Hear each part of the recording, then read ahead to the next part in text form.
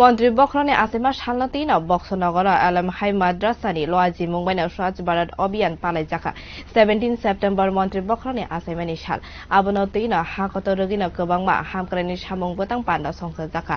অবনো তিন crack সানাব Boxanagar Alam high মাদ্রাসানি লয়াজি Mumbai স্বচ্ছ ভারত অভিযান পালাই জাখা অসালনি পান্ডাওনো মানজাখা মাদ্রাসা কমিটি মেম্বার্স তাফাজাল হুসেন তৈ মহারাজ হুসেন তৈ কমিটিনা আদংরগনো মাদ্রাসানি ইনচার্জ কমল হুসেন সাকলাই জাখা ফাইনে সালাব স্বচ্ছ ভারত অভিযানি লগিওনো गोबांमा হদা হামক্রানি সামং বতাংনি ইয়াপ্রিব নাহার জাংনাই হিনি শাখা